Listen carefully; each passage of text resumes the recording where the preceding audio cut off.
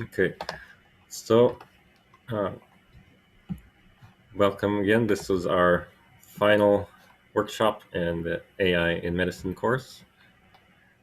This is sort of a standalone workshop on how to evaluate a medical AI study. And like any other research paper, there'll be some similarities on how to approach a research paper in general, as well as some specifics of uh, an artificial intelligence machine learning paper in medicine. So the paper I've uh, chosen is prediction of the development of acute kidney injury following cardiac surgery by machine learning. So step one is always to understand what the title is saying. So this is to, if you're not familiar, there's two things going on here. There's acute kidney injury and cardiac surgery. Uh, a lot of people undergo cardiac surgery. Often have to, well, most of the time, you have to go on bypass where the blood flow is redirected from, you have to basically shut off the heart and pump the blood through a machine. And the kidneys don't like this. They like their normal, usual blood flow, and they can sustain an acute kidney injury because of that. And there's some, it's not the exact mechanism of the injury isn't all that well understood, but there's a whole lot of different factors that are thought to go into it. Decreased blood flow, lowered body temperatures, and hemolysis of blood as it's flowing through the machine that can trigger vasoconstriction in the kidneys, a reduction of the blood flow, and that can cause a ischemia in the kidney, inefficiencies, buildup of toxic substances, not getting enough oxygen, as well as any medications used in and around the surgery. Some of them can be toxic to the kidneys. IV contrast, thank you. Yes. So it's can be quite common, and there's some short-term and long-term outcomes of of cardiac surgery associated acute kidney injury.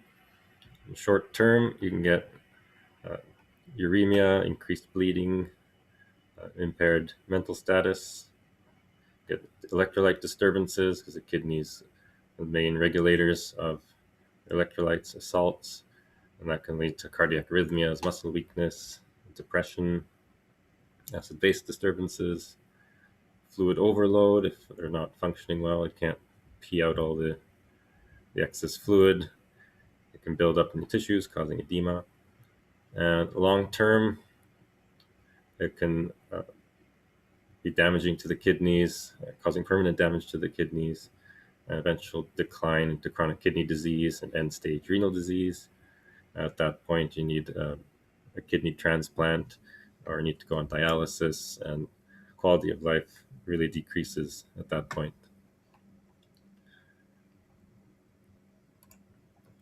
And it occurs in about 22% of cardiac surgery cases. And when you do get an acute cardiac surgery associated acute kidney injury, mortality rate is fairly high. And roughly about 6.6% of cardiac surgery patients can die from this acute kidney injury.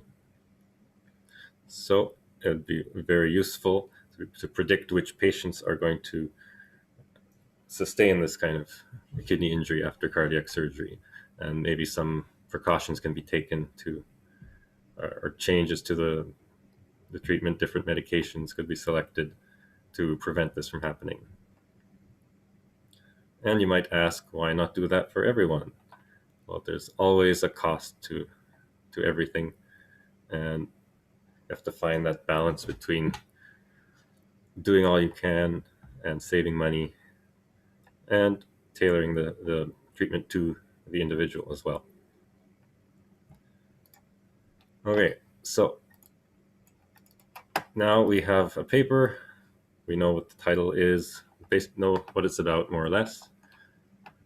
Next thing to look at is where and when is the paper from.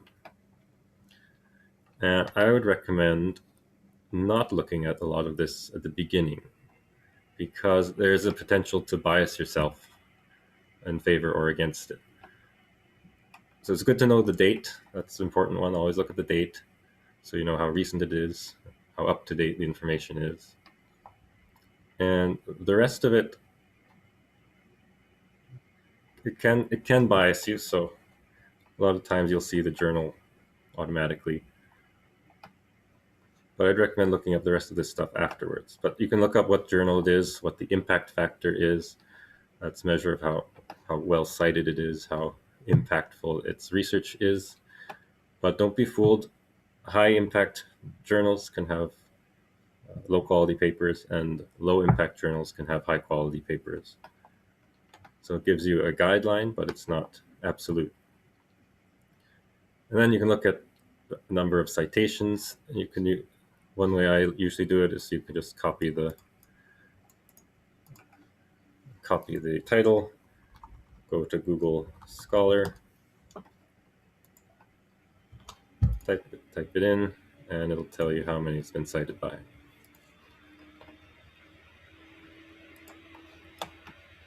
And then you can look up where the research took place. Usually says somewhere down here, Institute of Clinical Medicine, National Yangming University in Taiwan. So you know where this research is being done, and you can also look up the authors, who they are. Are they MDs? Are they PhDs? Are they students? And also the corresponding authors are the ones that usually kind of coordinate the research and do all the communications, submission of the paper, etc. Okay, now we know some context of the paper. We already went through the topic. And now, what is the purpose of the paper? What is it trying to do? Is it trying to diagnose an illness? Is it trying to categorize different test results? Trying to recommend a treatment? Is it trying to predict something? In this case, it's trying to predict something. And what it's trying to do is important because the way the outcomes are evaluated you might use a very different evaluation if you're doing a diagnostic algorithm versus a predictive algorithm.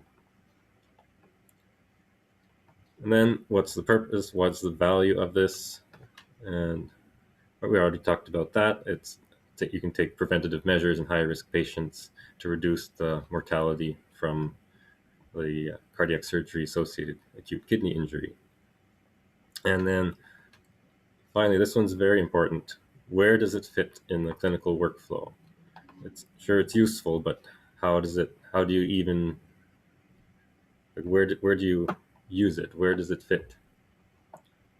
And so you could see this being all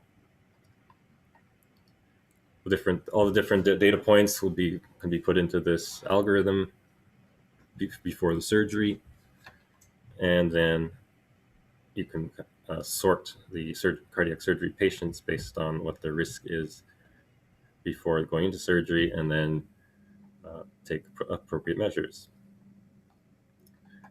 And you can see down here, it gives a list of all the different variables they look at. They look at patient population. That's just the total. So demographics, how old they are, male or female, BMI, allergies, blood type, what type of surgery they're using. This paper looked at two specific surgeries: coronary artery bypass graft, or CABG, and valve surgeries, or dual surgeries. A patient has had the bypass as well as the valve replacement, and whether they had preoperative conditions, what their medical history is. baseline lab results. And they also used some intraoperative variables. So not only what is the patient status um, before the surgery, but what goes on during the surgery. So you could do an assessment before and after the surgery to see who's going to be most affected, and then take measures accordingly. So there is some you can see some value to this, and you can see it fitting into the clinical workflow. Okay, this one, were the methods pre-specified? Now, I went through this paper and could not find any mention of methods being pre-specified. And you'll look through almost all research papers and not find any mention of methods being pre-specified. And this is a big problem in research, where as far as statistics goes, in order for a statistical test to be really truly reliable, you have to pre-specify what the methods are, what tests you're going to use, and then use exactly what you pre-specified regardless of the outcome. But often that doesn't happen. In most research, people will pick and choose after the fact what statistical test will give them the best results. And sometimes it works, but it's opening the door to bias. And ideally, you'll look for this and see this. If you see that, it's probably a good sign that you have a good quality paper. But it'll be rare that you do see that. But always look for it. Okay, now where is the data from? Data is very important. As we said in machine learning in our previous lectures, data is the most important. If you put garbage in, you get garbage out. So you need good quality data. And first you need to see where is the data being collected. And that will usually be in the methods. So here we've got study population. They looked at the medical records of 671 cardiac surgery patients that underwent either the bypass or the valve replacement or the combination, but they're all from the Far Eastern Memorial Hospital in New Taipei City. So as you can probably imagine, this is a very localized set of data. And that's important because it might not generalize to other institutions or other populations. It may work for this population at this hospital, but you can't know for sure until you try it out, until you feed it data from other populations as well, see if it performs the same. So, are there enough data points? 671 is not a big number as far as machine learning goes. For health data, it's okay. It's not great. Ideally, you'd have thousands of data points, and in non-healthcare fields, you can get millions of data points. But unfortunately, healthcare is limited to people that are available to generate the data. And then is it a single population or multiple? Here, as I said, it's a single population, which single populations you can't necessarily generalize to other populations, and single institution as well. And you can also look at the time range, 2016 to 2018. Again, that's important. If they're using data from 1960s, maybe it's not going to be relevant. Lifestyles have changed, diets have changed, medicine has changed. So that's important to look at as well. Okay, so we know kind of where the data came from. Is it good quality data? Did they collect good quality data? So how did they important part is it labeled properly. So is it, how do you know that these patients had a cardiac surgery associated AKI, and is it consistent? So there's a kidney disease organization, an international kidney disease organization called KDIGO, and they've defined strict criteria for how to define or how to diagnose an acute kidney injury. And so they've used that definition. And it's always good when there are criteria, because then you don't need to worry about uh, interoperator variability. So it'll be consistent no matter who applies the criteria. So that's good. And is it accurately labeled? Again, look at data collection, pre-processing.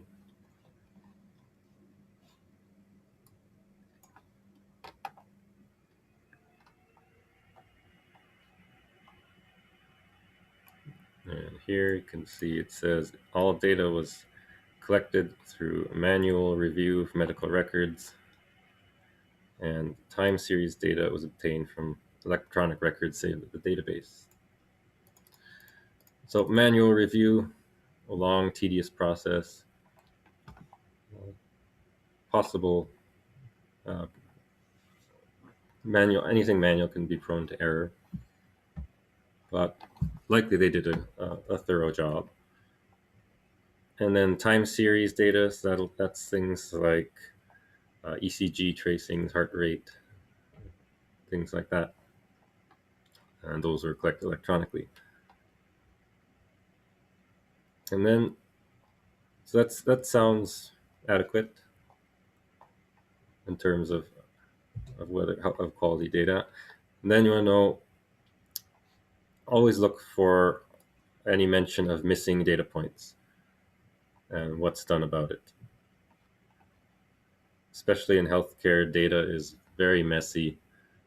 A lot of inconsistencies with how people collect it. Most of the data we get for any kind of machine learning healthcare study is not collected specifically for machine learning. It's been collected for some other reason, and then you have to request access to it. And because of that, it hasn't been collected with machine learning in mind, and it needs a lot of cleaning and to weed out any incomplete entries, things like that. So here they look for mention of missing data, and they do mention it here. It says that among all the variables, the overall rate of missing data was 0.16%. And what did they do about it? The missing data was inputted as average values or modes for the variables. So basically made up some data. Not entirely, it kind of fits with the distribution, but that's something to think about in terms of how accurate the model is going to be. And then, is there a class imbalance? So what percentage of the data set is healthy and did not have the AKI, acute kidney injury, and what percentage actually did have that injury?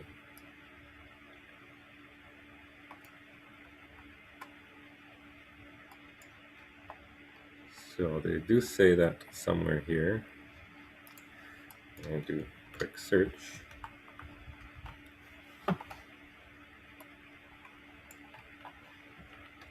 So here they acknowledge that the predictive ability was impaired by a small number of positive events.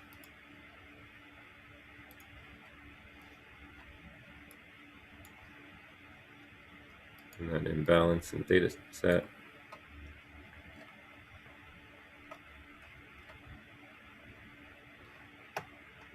So they might say somewhere exactly how the percentage is, but they acknowledge that it's small. So that's if you remember from the workshops, in the table, Oh, yeah.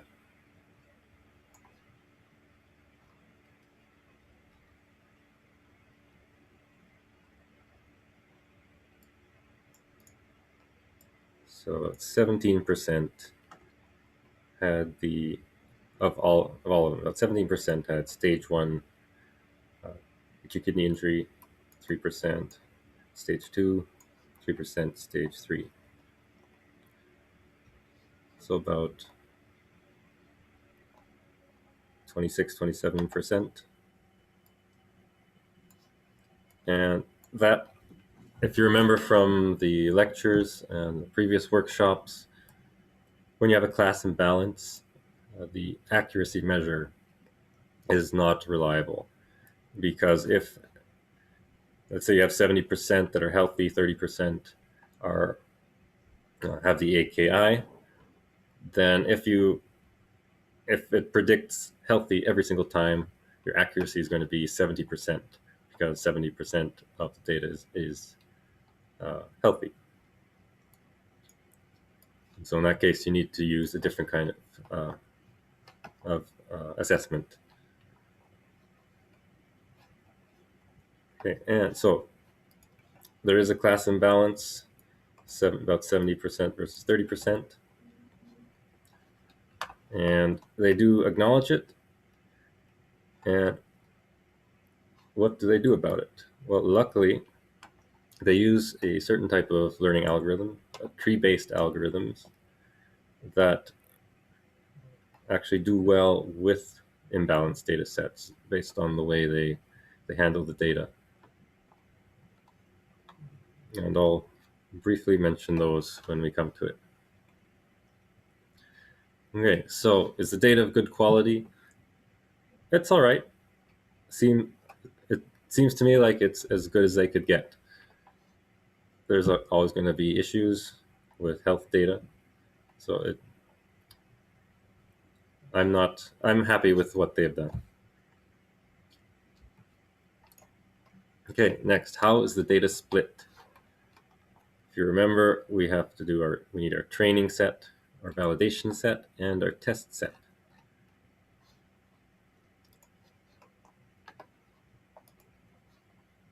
So what's the name of the tree they use? They use a random forest, and then they use extreme gradient boosting. And they also use a simple decision tree.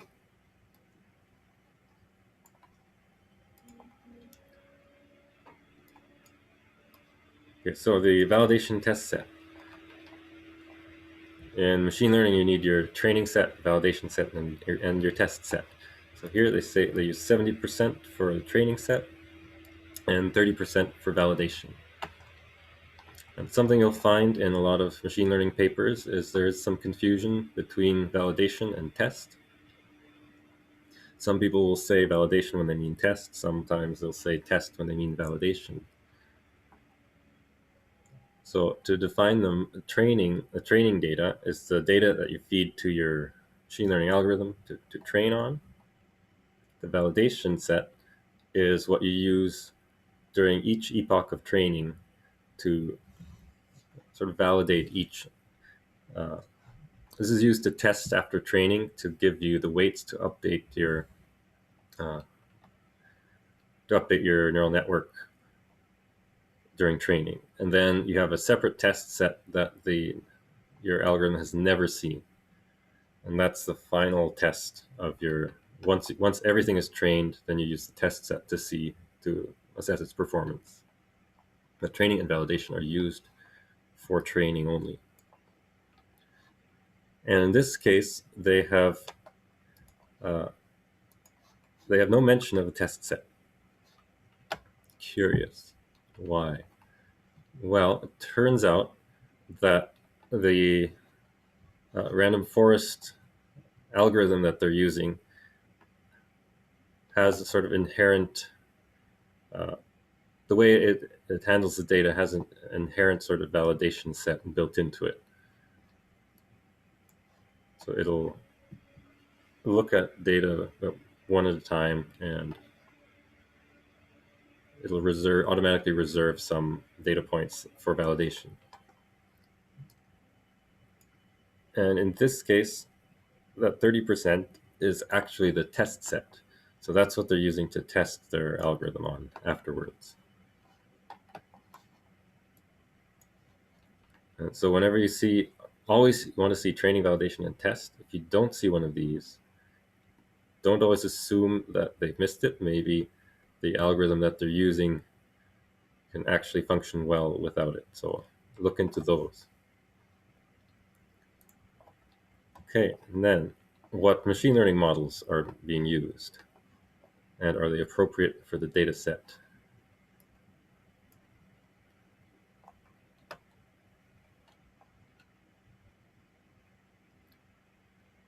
So what about the other methods? Don't they need a test set? Okay, so I've put some links to some of these that they're using. I'll give a brief description of them. So logistic regression, this is basically linear regression, but using a logistic curve instead of a straight line. And ideally you would have a, well, technically this isn't machine learning at this point, it's just statistics when you're using a logistic regression. So you don't need the validation set there. And then a simple decision tree. The way this works is you basically, for every of your data points, you could say, for example, is this value low or high? If it's low, go to this branch. If it's high, go to the other branch. And then it just trickles down a, I can get up a,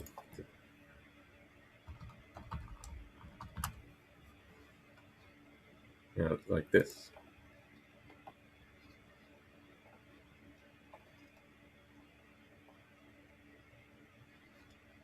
Actually, I think there was a image here they have. Yeah, here. So for example, this is a simple decision tree. They start with, did they get transfused during surgery? Or were they transfused with less than or equal to 1 unit of blood? If true, go here. Then it looks at BMI. Then it looks like at angina, etc.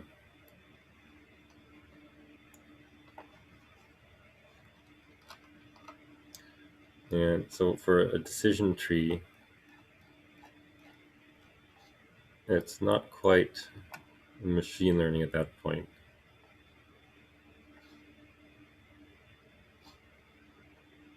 Then the random forest, this uses multiple decision trees, and so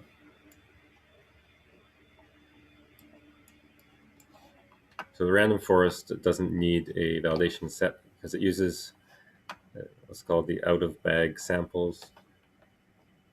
Again, I'm not going to go into detail. That's what these links are for.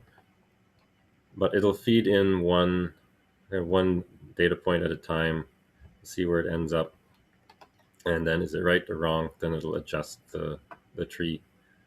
And random forest does this with multiple small trees, and then it takes the collective output of that, kind of like the consensus of all those small trees, as its output. And then they also used support vector machine. I'm not sure if we mentioned this before, but this is basically like a linear regression, but instead, and logistic regression. But linear and logistic regressions are two-dimensional, or are really, yeah, kind of two-dimensional, where you've got some points up here, data points here, and a straight line or curved line to separate them. Support vector machine is basically the same thing, but going into multiple dimensions. So you'll have a plane or a curved surface that separates different data points, or you can have 3D object kind of separation, or multi-dimensional. You can have 100 dimensional separation.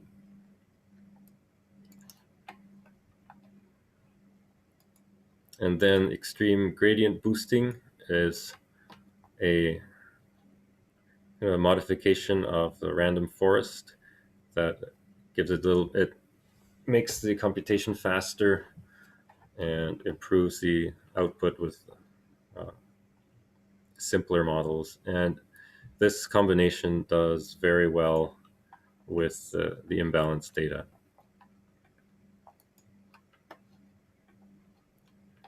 And this is one of the top performing machine learning algorithms in the past couple of years. So it's worth looking into if you have some extra time. In terms of classification problems, specifically. Okay, so what machine learning models are used, and are they appropriate for the data set and purpose? So this is basically a binary classification problem based on a large number of data points. Is this patient going to get AKI after surgery? Yes or no? And these are quite good with that. They've used several different variations of a similar kind of algorithm, and they compare the results. Okay, so those are appropriate. We're satisfied with that. And then, is there an appropriate clinical context?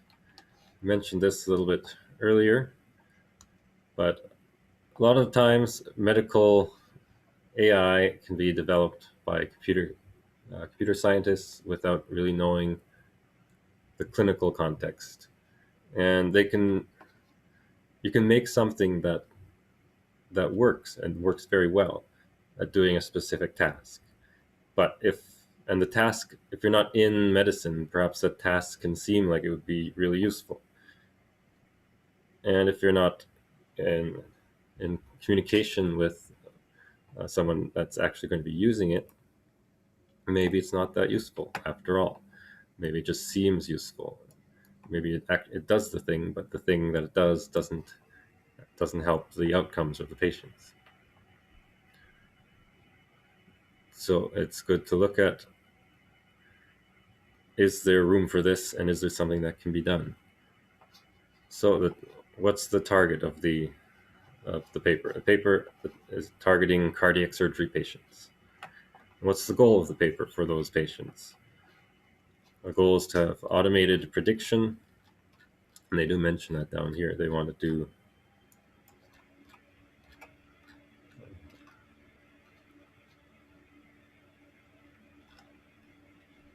somewhere here in the discussion, they mentioned they want to automate prediction of cardiac surgery associated AKI, get a risk score, and then use that to target preventative care. And the outcomes would be to reduce patient mortality and reduce costs. So that sounds reasonable, seems to fit within medicine. This seems like it'd be a useful tool. Then you look at, are there appropriate metrics being used, and what metrics have they used? So as I said before, if you have class imbalance, you don't want to use accuracy. And then there's the usual ones that we've seen before, and in this case they're using ROC AUC, also known as OROC. As ROC is receiver operating characteristic. The name is an old name. It doesn't really reflect what it's used for anymore. It comes from old radar operators. But AUC is area under the curve. And the way this works is you have the true positive rate on the side and the false positive rate on the bottom. And this curve here there's sort of a third axis that's not always that obvious, but it's the threshold for classification. So if your threshold is down here, it's going to have mark everything uh, as negative. And if it's over here, the threshold is like number 1, it's going to mark everything as positive. And this curve shows you the performance of the machine learning algorithm at each different threshold point. So as you start at 0 and gradually increase the threshold to 1, how well does it do? And the ideal curve would be a right angle line along the top and the left side. So the closer to that corner it gets, the more accurate, well, not just accurate in terms of, when I say accurate, I don't mean in terms of the accuracy score, but the more accurate it is at finding the true positives and not missing the false negatives. And they graph all of their algorithms that they used, and they're all kind of similar in performance. And I believe they mentioned that the ensemble, the combination of random forest and XGBoost, was the best, and that's this purple line there. Yeah, here we go. So their top scoring one with the AUC was the ensemble, random forest, and XGBoost at 0.843. Perfect AUC is 1. So closer to 1, the better it performs. And the others are fairly similar. So when you have very similar scores, one way to choose the best one is to look at the processing time. How long does it take to actually do the calculations? But AUC, area under the curve, is a good metric for this. The next thing you want to look at, this is a big topic, explainability of AI. You can train something to do a task, but how do you know what it's doing? Is it doing is it looking at the important things, or is it finding irrelevant details that don't really mean anything, but it's useful at this point? So if you won't see explainability in all papers, but it's good to look for. And in this case, they do have explainability. They use something called a shapely additive explanation. And they graph it here. So the way this works is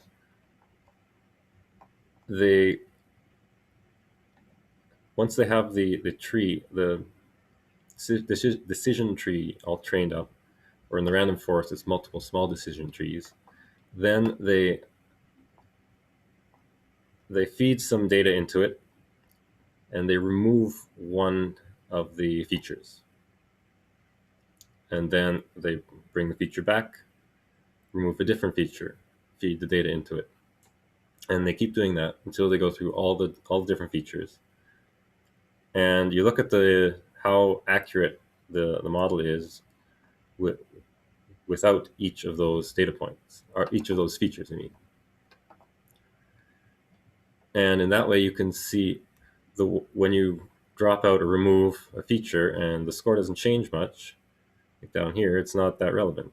It's not that important. It's probably not putting much weight on that particular feature.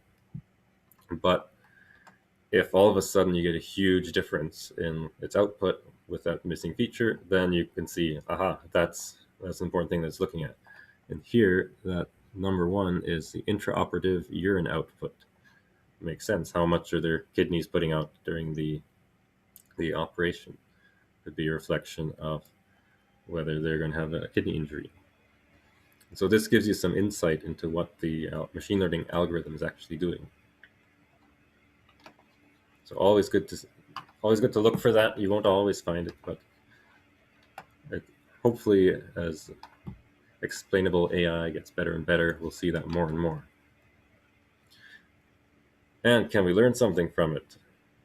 Well, yeah, you can see it'll highlight the top most important features to watch out for.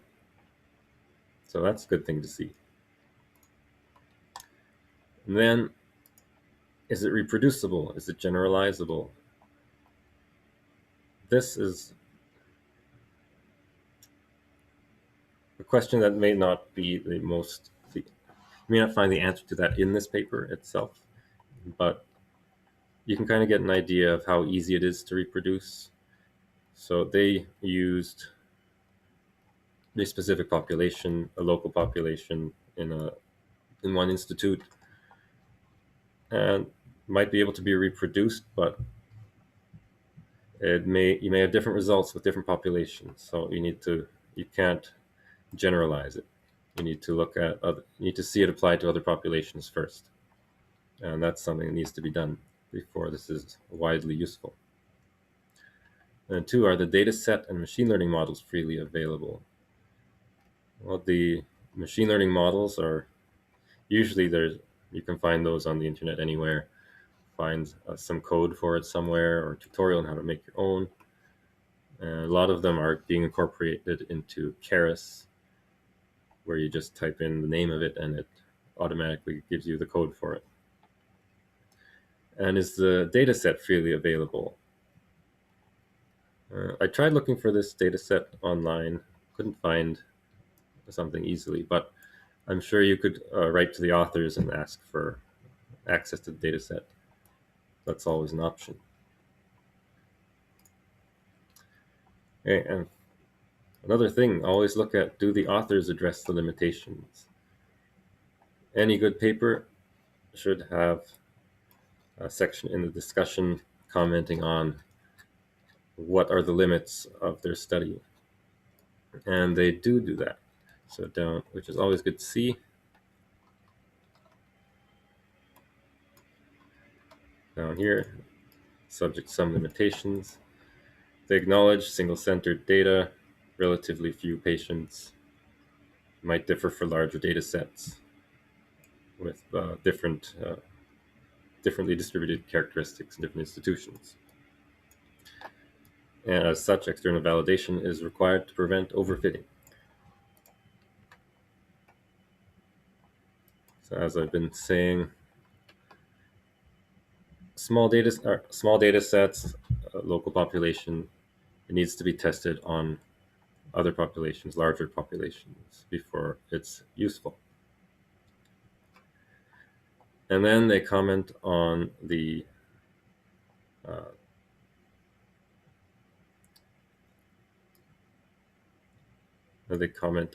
some of the missing features.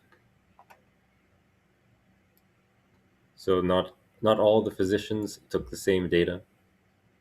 That's another big problem in medicine. If you're trying to do any research on data that comes from medicine, there's very little consistency among physicians on how to collect data. There's no standardized way to collect data. So you can have missing data points. And they mentioned that they filled them in with means and modes. And they mentioned that features were inputted manually, which is this is not necessarily a machine learning problem, but in this case, it's just really time consuming to put in all the data, and for this to be useful as a tool, there needs to be a faster way to feed in all the data. And fourth, they used principal components analysis to reduce the dimensionality of the time series features. So they basically, instead of putting in raw data for the time series data, they simplified it with a technique called principal components analysis. So this may lose some data in there when doing that, and there may be another way to analyze that. And if you analyze the full data, there may be some maybe some changes in the output. Something to be aware of. And again, whenever there is a new method or tool that's published, it's always important to look at how does it compare to other methods out there. Sure, they made something, but is it the best thing? Is it new? And they don't really make any comparisons here. So it's hard to see how effective it is as a standalone. Are there other ways, better ways, easier ways already out there? And maybe if there are, maybe this is just a waste of time. And that's something you can do. Just do a literature search, see what you find. And then the class imbalance, they talk about class imbalance. Where did they mention that? Yeah, small number of positive events resulting from data imbalance. And they say future prospective studies required to evaluate the application. Yeah, so they're just acknowledging that this is a good start, but it's not there yet. A lot more work needs to be done. And that's fair enough. I think it sounds like they did a nice objective uh, look at their own paper, which is always good to see. A lot of times papers will oversell themselves just to get in that high impact journal, and it's important to look out for that. Okay, so that's the basics of what to look for in a machine learning medical AI study. Where is the paper from? When is it from? Is it recent? Is it up to date? What is the purpose of the study?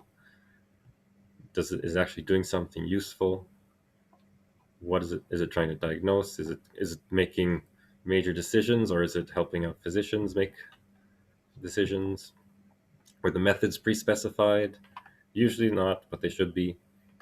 Where's the data from? Is it 5 patients at one hospital? Is it 1,000 patients across the globe from 10 institutions? All makes a big difference. Is the data good quality? Has it been labeled properly? One thing you'll find is with uh, some types of data, like, for example, radiological images, x-rays, CT scans, a lot of times the radiologists will disagree with each other on what they're seeing. And so there can be some variations in labeling. That's important to keep in mind. How well is the data labeled? Is it the data complete? Is it missing data points? Then, how is the data split? Is there that uh, training set, validation set, and test set? There should always be a training set. There will always be a training set, and there should always be a test set. And validation set will always be there in neural networks, may not be there in other machine learning algorithms, as we've seen in the decision trees, random forest. So make sure you understand the machine learning model before you make up your mind about the paper not having its validation set.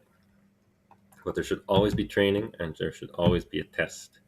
And sometimes you'll see papers talk about or mislabel test as validation and validation as test. But validation set is always used for training. Test set is always used for testing the final trained model. Then you look up what the machine learning models are. How do they work? Do they make sense? Do they make sense with the data? Are they doing what they're, is the output appropriate for the purpose of the study? Then, is there an appropriate clinical context? Is this clinically useful? Sure, it can do something, but is what it does does it actually affect patient outcomes? And is it the better way?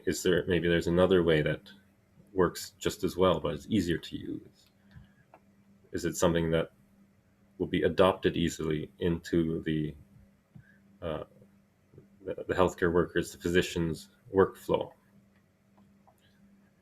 can it be actually used and applied, and will it make people's lives better? Will it make patients healthier? Will it make physicians' lives easier? Then, are the metrics appropriate? So are they using the appropriate metrics? In this case, it was the area under the curve of the ROC curve, which is useful for binary classifications. So this is useful, but if you don't know what you're doing, it's very easy to choose an inappropriate metric. It might give you an idea of how well it performs the task, but it might be allowing a too much leeway in how accurately it gives you the output. And that using an appropriate metric will need to think about the clinical context as well for that. For example, if you are trying to decide whether to give this medication or not, and if there's a lot of consequences to giving the medication, then it's important that you know for 100% for sure that this patient should get that medication before saying so. And not all metrics will give you that 100% measure. Then, are the results explainable? As I said before, most are not explainable. This is a big area of research to make AI explainable, and it's good to take a look to see if they're able to use it, if they've been able to incorporate explainable AI in their paper. And then, is it reproducible, generalizable? Can it be used as is? Is there more to be done? Are the methods straightforward? Are the methods easy to understand? Can you access the data? Can you access the machine learning algorithms if you want to try it out yourself? And finally, do the authors address limitations? It's always good to see some self-awareness by the authors. They, of course, have to sell their paper to get into the journal they want, but it's very easy. Once you're doing that, it's very easy to oversell and not bring attention to some of the limitations. So that is the overview of how to evaluate a medical AI study. I hope it made sense. And I think we're at just at 1 hour. Any questions? Does that all make sense?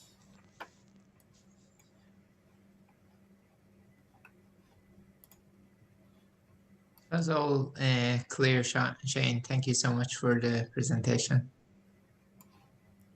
Well, thank you for listening. Hope you learned something. I hope you start reading more AI papers. Sure. Okay. Well, that is the end of our. Oops. That's the end of our AI medicine course. So because we had I think I sent out an email before, because we had some delays getting all the material up, we're leaving the quizzes open until for 2 more weeks, so I think May 15th. So if you haven't completed them, there's 2 more weeks to do so, and then we'll be sending out some certificates. And we'll also be sending out a feedback form, so I hope you all fill it out for us, give us some feedback. It'll be good to know how we can improve it for next time. All right, we'll end it there. Have a good evening.